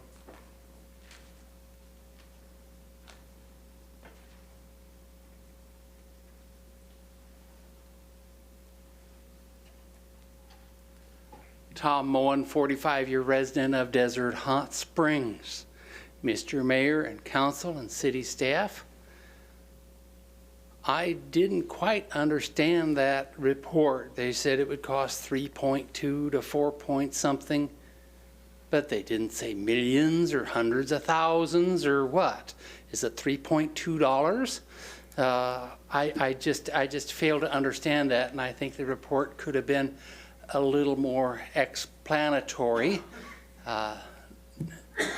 And I'm a lot older than I used to be, and I like things to be clear-cut, then I don't have misunderstandings. And that finishes my comment on that. Since I have a little bit of time left, I do have a question for city staff. I've been to more city council meetings in this building than most of the other public. Now, right now, I want to notice we have a countdown clock here, a countdown clock here, a countdown clock here, and a countdown clock here. And none of the folks that have been up here at this podium to speak have been on your close-up camera. But every one of our council members and the mayor and city staff have been on the close-up camera, and that is not standard operating procedure. So I would just like notice to be made to that. Thank you. Mr. Moen, you know you're not supposed to go off topic there, but we'll try to get your question answered for you. Thank you. I understand. Thank you. Any other speakers? All right, we're going to close public comments this time and make a few comments first. I think there's a bunch of misunderstanding in the room about this issue in front of us. So the city council elected to allow a bond measure to be pulled for, which is a loan, and it's very specific to what those bonds are pulled for, that being public safety. We at one point pulled them for the senior center renovation, police station remodel and annex building, fire station remodel at Station 37 in our downtown, and a new fire station in Station 98, which is in the east end of the city. I believe there's $1 million set aside also for the animal campus, which we didn't have to spend. Unfortunately, it dragged out for a long time, and cost of materials went up, and it dragged out a lot longer than we wanted to. But with the awarding of Station 98 at the last council meeting, we were able to see what was left after the remodel of the senior center. With that said, there's just about $6 million left, and that's what the options are. Either we go out for a loan and get the other $4 million to do the rest of what the bond measure was intended to, which is the full public safety campus, at around $10.5 million estimated. Or we can utilize other buildings in the community for police services and not spend that money and do a remodel on just the police department and the fire station. Or the recommendation is option 2, which is to just do the annex building and the police station remodel and not do any remodel at the current fire station. And the reason for that, it stays within the bond and the amount of money that we have. Being that we're in a year that we had to make some cuts to make sure we didn't end up deficit spending at the end of this year and not reaching too far into our reserves, I think that's where staff is going, being conservative. So it's an option for the council to make those decisions. I am opting for option 2. We're building a new fire station 98, and I think if we continue to remodel 37, eventually it's just going to fall down. We need to build a new fire station for that downtown. It was temporarily built in the 70s as a temporary fire station.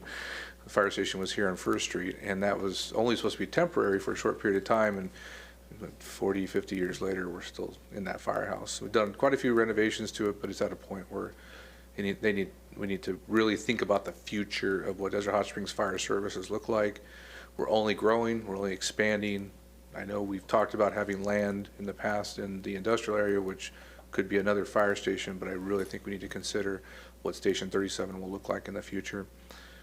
So giving another remodel to it would be helpful for the future, but our police department is exploding right now.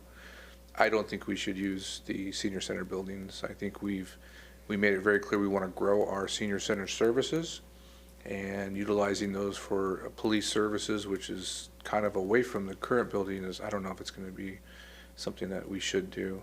We made quite a few comments back when we were renovating the current senior center that we were going to grow that with the Carl May and with the possibility of taking the library facility and turning that back into another city facility for other services. I think is taken away from what our true vision would be over time. So I hope the council would see that. I hope they would see that our fire services, we need to plan them out for the next 5-10 years and really focus on how we're going to fund new fire stations in our community, and grow our senior center services and follow through on the annex we dedicated to the police department. So those are my thoughts. Mr. Gardner?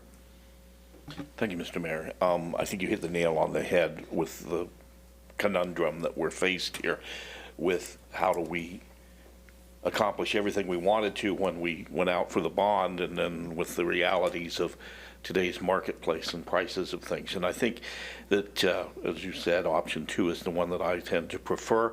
I believe that expanding the police department building to the west is the best use of those funds.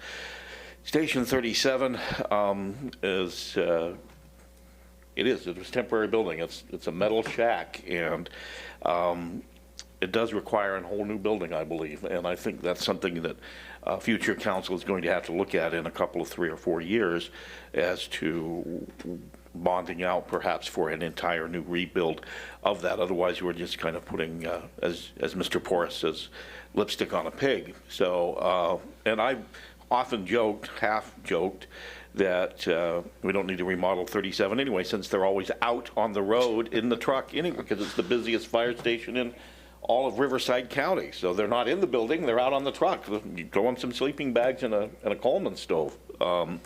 But in all seriousness, I think this is the best route to go to expand our police department and to stay within the confines of the bond. And so I'm going to be supporting the staff recommendation of option 2. And Ms. Pye? Can you put up Jeffrey's financial report?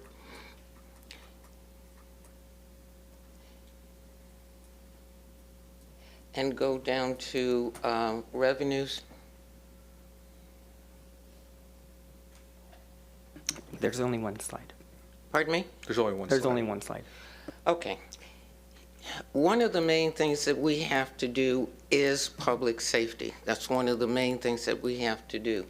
And our population is expanding. The reason why I wanted to do the utility user tax is because from 21 to 22 is $1,619 million, okay? 22, 23 was $1,892,000. I'm not doing round up. And in 2024, and this is 23-24, and this is through March, it's $2,113,000. That means that our population is growing, and that's the reason why we need option 2. And because, as I said, that is one of our primary responsibilities, and we know that the population is growing, and we can't piecemeal this. What Ms. Pye is referring to is we get a detailed financial report and update. Jeffrey just gave a highlight of the stuff that we had for the screen here, but she has a real detailed report that we get to review every other week, I believe it is. Mr. Nunez? Thank you, Mr. Mayor. Thank you for giving a detailed report, a breakdown of this. I really do appreciate it.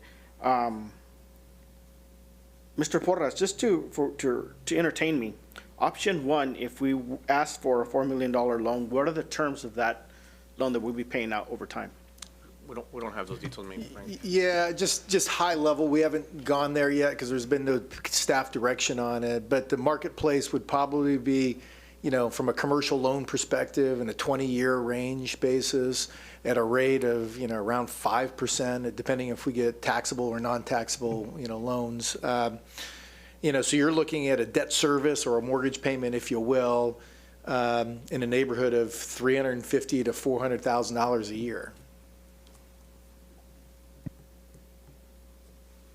Okay, do we know if there's any available funds that we can ask for or go out for from the state or federal government to help fund public safety, like especially a campus or remodel buildings or brand new buildings?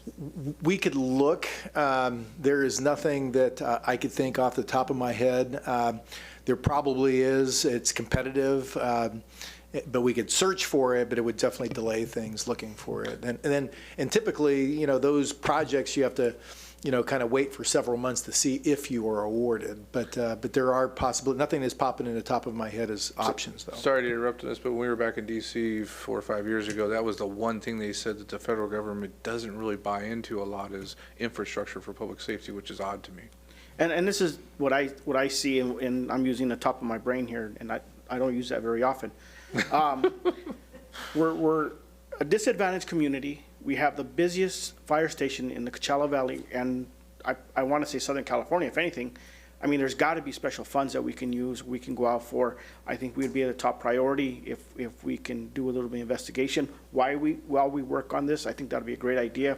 And then option three, I know that the senior center is going to be coming up for services soon. Talk about the future and what that looks like. I would really like to see an in-depth maybe study or whatever we can do to see how much space they currently have and how much space they will be having incorporating, the buildings or whatnot, and see if that's actually what, the size that they need. I think it's something we can start looking at if we can help out the fire station in any way. I mean, maybe have sleeping quarters at the Carl May for them, I think better living conditions. Temporarily, whatever we can do, I think we need to start thinking, how we can save money, how we can work together and really focus on how we help public safety without impacting public safety. That's it, Mr. Mayor. Thank you. I have Ms. Pye back in the queue, but you didn't go, or you're not in the queue. I didn't know if you. Okay, go ahead. Do you have a quick comment that was germane to what you? Go ahead. Okay, thank you. So I'm looking at the bid proposals that came in on option one, and I got protest on file next to the lowest bidder. Did they file the protest, or did somebody else file? Who filed the protest? There was somebody else that filed the protest, but. Was it Robert Clapper Construction Services? Yes, that's not being reviewed today, correct, but that's not being reviewed today. We haven't analyzed that or anything. Okay, so can we disregard the protest on file and apparent lowest bidder and just figure that the number is $7,300,000 is the lowest responsible bid that came forward? Sure, so the accounting-wise, we did worst-case scenario would be the second lowest if the bid does stand. Okay, I'm focusing in on the $4 million number that's been thrown out there, but if I do my math, the lowest responsible bidder, or the lowest bidder on this list, is 1.6 million or 1.598 million less than that number. And so if we're using the 7.3, you're saying it's 4 million above 7.3, is it 4 million above 8.89? It's 4 million above 6 million. So we're not even in the ballpark on any of this? It's 10.6 million for option one. So it'd be $9 million. Well, but it's, okay, so option one was bid at 7.3 million, Yeah, but we have contingency, we have FF&Es, all those get added to any project cost regardless of the construction cost. So if you have 10.6 million in the option one, you can quickly deduct 1.6 million, so that'd be 9 million. We only have 5.8 million available, so that'll make a loan amount in a little bit less than $3 million. Okay, all right, so that all makes option one mute, because we don't want to go borrow money. Correct. Okay, and there's not time and delay everything. So then option two, you mentioned that you have, option two is basically just taking a portion out of what already has been designed. Correct. For example, you've got canopies in the parking area. you could put the infrastructure in for those, but put the canopies in later, right? Correct. But to leave the canopies out wouldn't require the architects, is it STK, is that there who it is? Wouldn't require them to go redraw anything. No, It'll just be identifying the plans, what the actual contractor's bidding, to make it clear. so we're gonna go rebid option 2? Yes. you'd have Okay, to and rebid. so what you've got to do is clearly identify to the potential bidders. Correct. What phase 1 will be. Correct. Okay, and I don't see anything wrong with phasing. I know back, we did a community building in a previous life, and everybody wanted this big grandiose building, but we wanted a building, so what we did is we said someday we'll do some fundraising for this second part of this building, and put in the slab, the infrastructure, but the actual building waited. So that's what we're talking about doing here, correct? And what's going to be the cost of drawing up these new plans? For option 2, it's estimated between 0 and 20,000. We haven't gotten an actual Okay, proposal. so it's not 400,000. Okay, good, that's good news. And so they're gonna quickly take what they've already done and just say, hi, okay, and you're gonna work that with them and. Correct. Okay, and I agree with the mayor, I don't want to use the senior center building. I think we have a plan there for the seniors, or whatever that building becomes. It was nice to get that open. We bought that for $350,000, was it? It was not intended as the police. So this would find us, option 2 would find us with this project moving forward, police getting into a new building. They're in trailers now, correct? And those trailers would finally go away? Okay, because I remember standing in those trailers with the prior city manager, who was considerably heavier than you, and standing there next to me, we were wondering if that floor was going to collapse. They're not in good condition now. Talk about buildings have been around a long time ago. Those were bought 20 years ago as a temporary facility, and here they still are. So, okay. All right, so it looks like option 2 is going to be the way to go. It seems painfully obvious, but that's the, well, not painfully, welcomely obvious. Let's do it. Ms. Pye?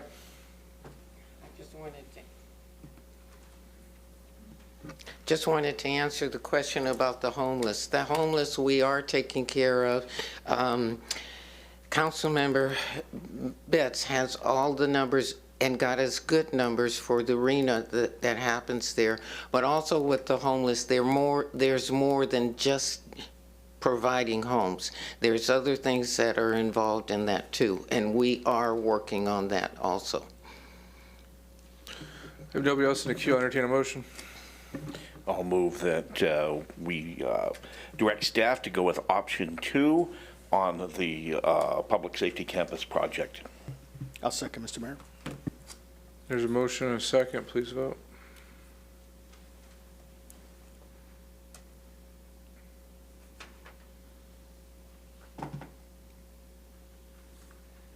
I vote yes. Motion passes unanimously. We are done with the administrative calendar. We had one item pulled from the consent calendar, item number 8, Community Development Block Grant, CDBG, Program HEP, Reallocation of Irby Pool, Project Funds Advancement Request. I don't think Noe is here, but Yeah. did you have a question or did you want a full report? Well, could we get a staff report Sure. first? Could we have a staff report? Yeah, thank you. Thank you, Ms. You want to?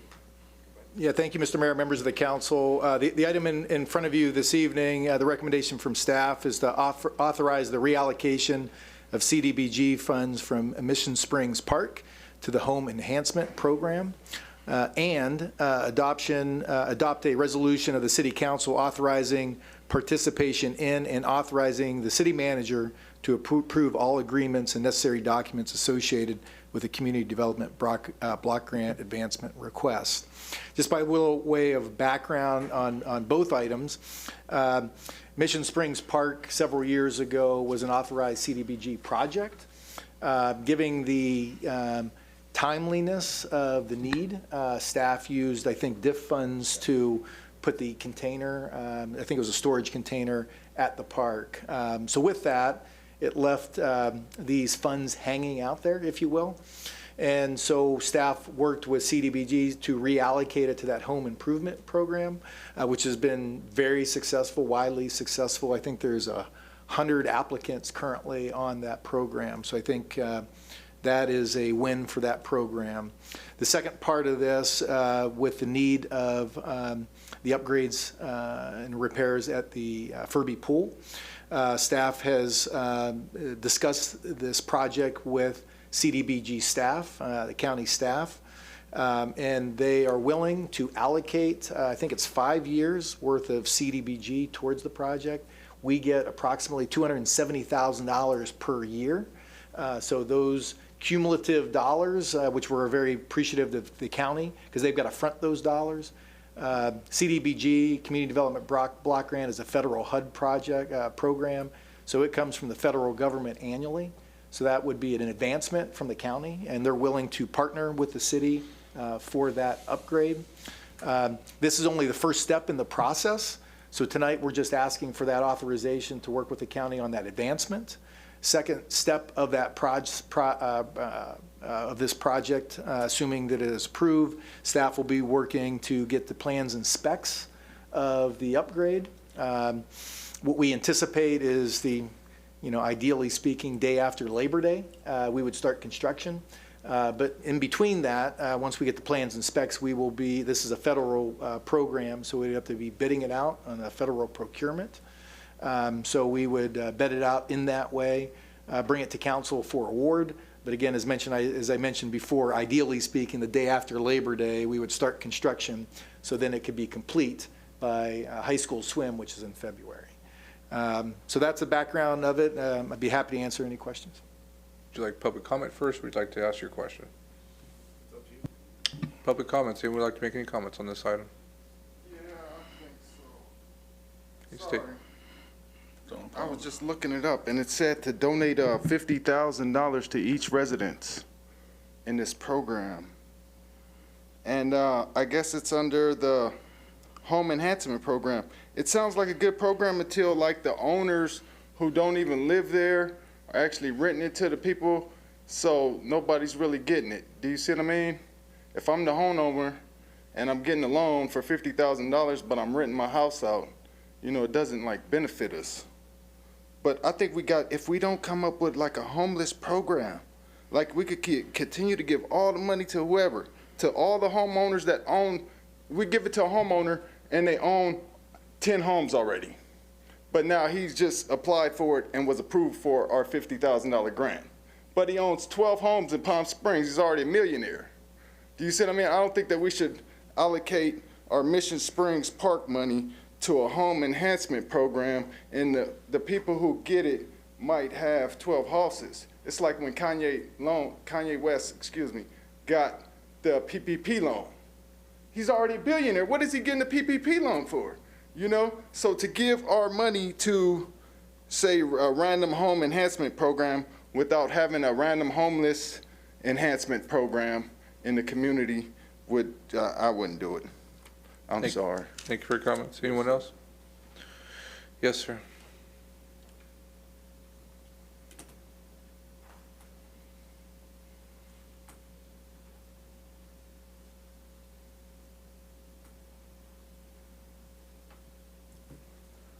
My name is Martin Carrion. This goes back with the specs for the swimming pool. I had a friend of mine put in a saltwater pool, and the pool was black.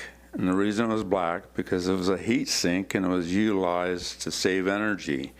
And if you utilize that type of concept, I'm sure the gas company get involved, and you start utilizing this modern technologies out there that you can get away from the chlorine and bromite and all that. So I implore the city, when they make these specs, to check into that concept. Thank you. Thank you. Any other public comments? Close public comments. Mr. Betts, your question to staff? Yeah, thank you. So,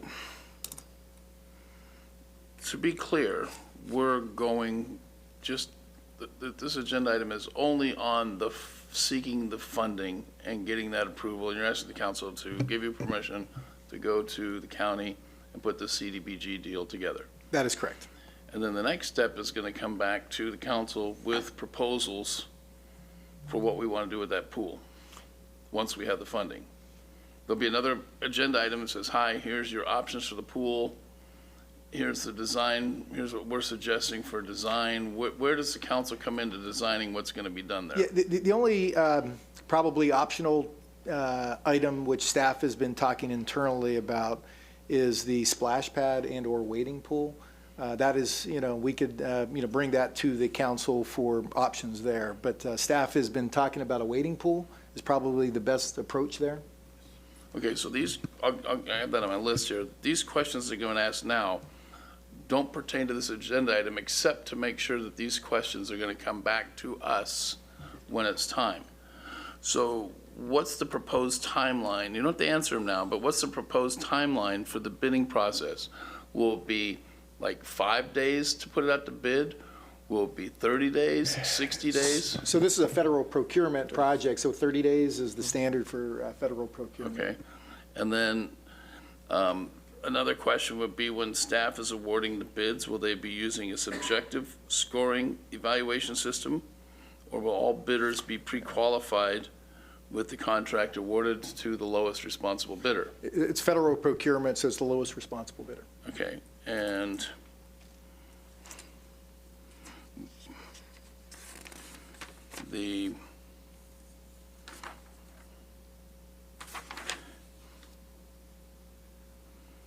so the formal process for awarding the contract, including notification of unsuccessful bidders, let me rephrase that. The formal process for awarding the contract is going to come back to the council as a separate, specific vote. Yes, it exceeds, the manager's authority, so it's $1.3 million. So yeah, that will come for the council for approval.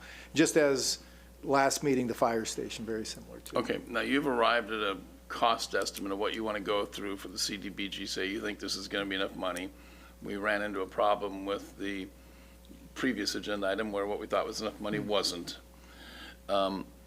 So I'm going to question you on how much you've asked for. Does your cost estimates include the hiring of a contract project manager that will be bonded to ensure that this project is properly constructed? Yeah, no, typically we do construction management internally. Okay, do we have anybody on staff who has the expertise in pool construction to be able to serve as a project manager? We have engineering staff. Mr. Porras specifically is very well experienced in construction standards. Pool construction? Construction standards. Okay, so the other reason for a contract project manager is that we are not involved in the decisions that can come back to be a problem. And I'll use the example of San Marcos. They built a fire station. This story came to me from Bill Effinger, who's an old development consultant, been around for years, who always said, always use a contract project manager. San Marcos did the same thing that you're talking about doing and built a fire station. It ended up having a roof leak. And so they went to file a lawsuit against the roofing contractor. And the roofing contractor said, wait a minute, you had the plumber come along and put some vent pipes through the roof, and that's what caused the leak.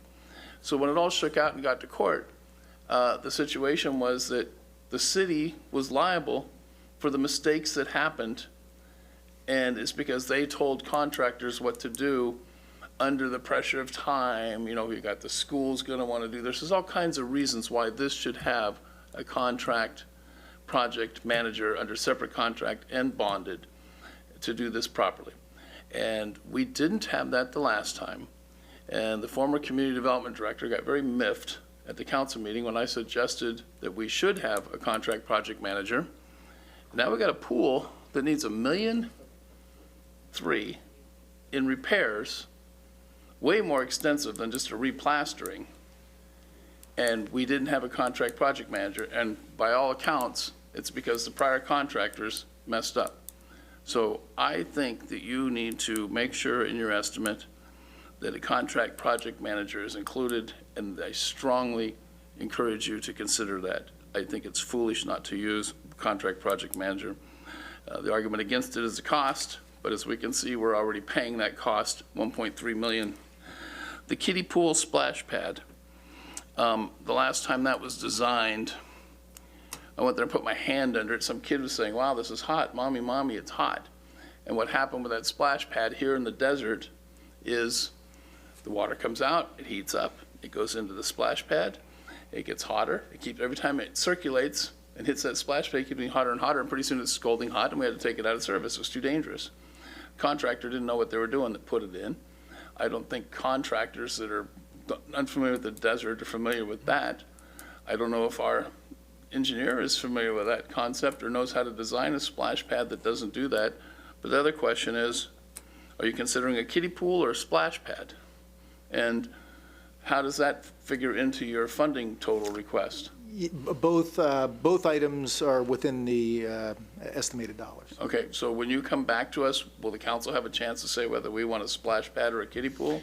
If the council so chooses, we could bring that back for direction. Will the public have a chance to decide if they want to, if the public be able to step up to this podium and say, you know what, I think we need a splash pad, and somebody else come up and say, no, I think you need a kiddie pool, and to be able to try and convince this council to vote one way or the other? It'll be good public outreach.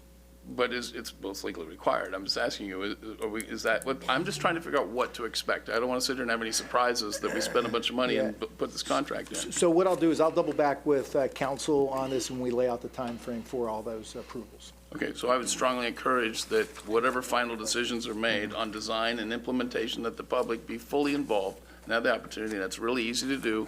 You just schedule it for an agenda on the council. Our meetings aren't going that long. I think we could work that in. Almost done here, Mr. Mayor.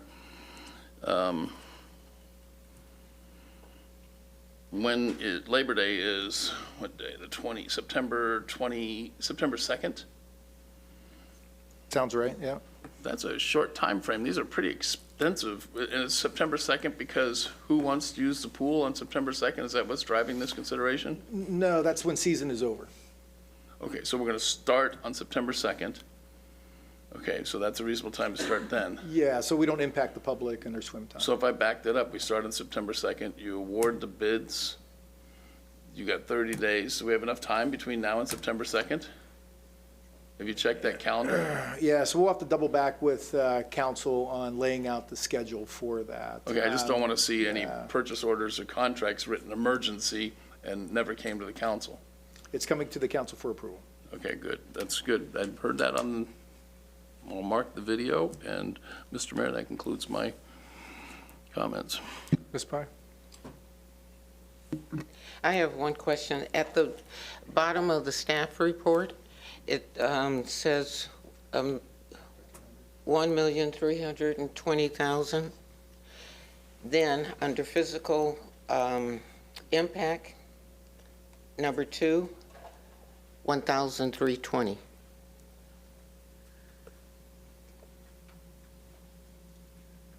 $1,003. Oh, it's missing some We missed the zero. Okay, that's all I wanted to know. $1.3 million. Okay, Yeah, so thank you. I'm done. Yeah, 1,300 would be a very cheap pool. Mr. Gardner? Thank you, Mr. Mayor. Couple of points on this one. I have confidence in our staff that I think they can manage this construction project without going through an outside person on that. That's going to add extra cost and extra time to it. Now, our residents have been demanding and asking for that pool to be open much longer, and this will be our opportunity to do that. We get this reconstruction done. And this pool's now how many years old? What did you say? 12. About 12 years old. So, and it needs some serious work. And so this will be an opportunity for us to shut it down this fall, get the work done, hopefully open it up February-ish. I'm not going to commit you to anything, but spring of next year. And from then on, we'll be able to have it open year-round, which is something that residents have been demanding. And I'm really excited to see that because it really breaks my heart when I said, well, how come the pool isn't open? I said, we can't keep it open year-round. This will allow us to keep the pool open year-round. So I think it's a good use of funds, a good way to get an advance on the CBDG funding to take care of it so it's not an impact on the bottom line general fund right now. So I think this is good all around, and particularly, too, I'm going to talk a little bit about the home enhancement program. The home enhancement program is not for people with $500,000, $600,000, $700,000 houses. It's for our low-income, disadvantaged residents who have lived here for a long time that can't afford to keep their property up. I have an elderly wheelchair-bound widow across the street from me that I help her out all the time, but these are the types of people that we want to be able to help keep the city looking good, their properties don't get run down, and we're not talking about a big investment with a lot of these. A lot of times it's an outdoor paint, or it's clean up the yard a little bit, those kind of things. So these are small grants for people that are really in desperate need and not people that have $500,000, $600,000, $700,000, $800,000 homes throughout the city. So both of these are great programs. You saw how quickly the money ran out on the home enhancement program before. Hopefully this will let us keep going a bit more. So I'm all in favor of this, Mr. Mayor. I'm done. Thank you. Mr. Nunez? Thank you, Mr. Mayor. So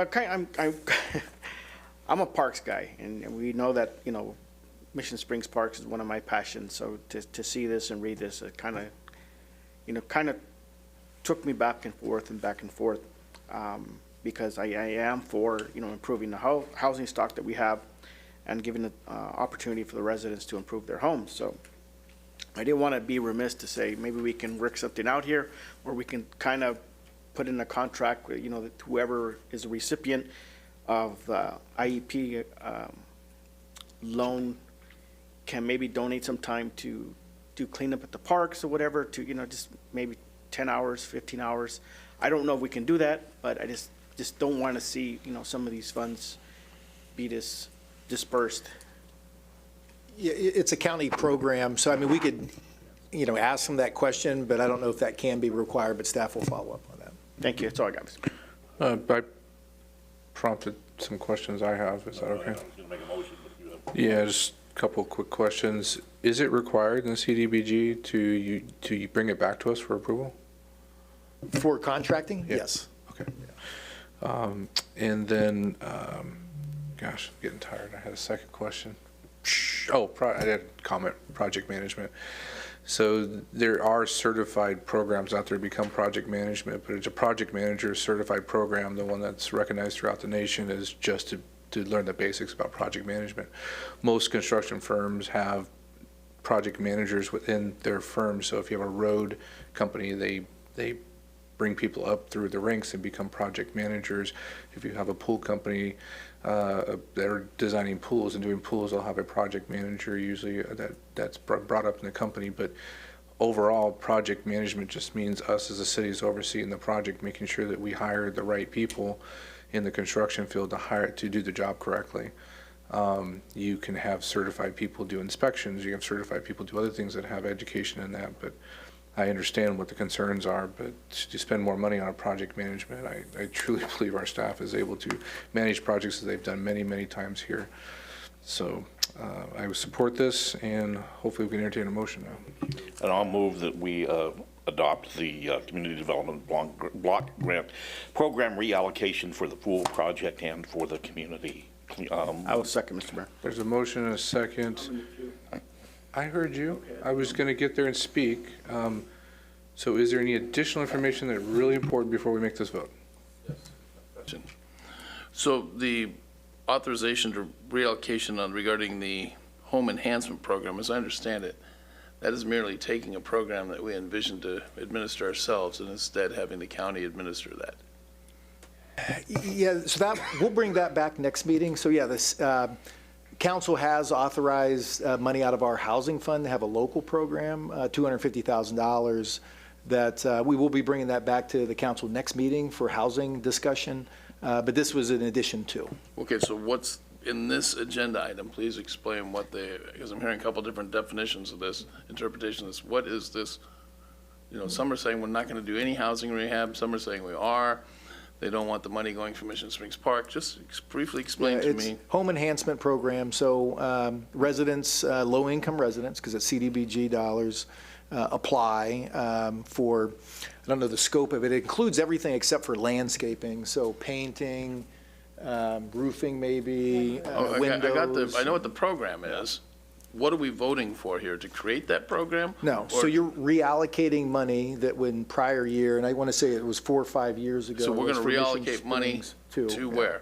To the HEP, which is the home improvement program. Okay, which is the county program. Correct. So we'll partner up with the county to do even a better job. And Yes. they'll manage it. Yeah, this is an enhancement of, so there's already dollars there, this is an enhancement. Okay, all right, so I can support that. Thank you. All right, please vote.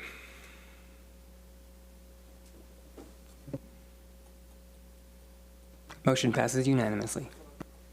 Thank you. We'll move, all the other items on the consent calendar were approved. We'll move to public comments. Anyone that did not speak at the beginning of the meeting can speak now.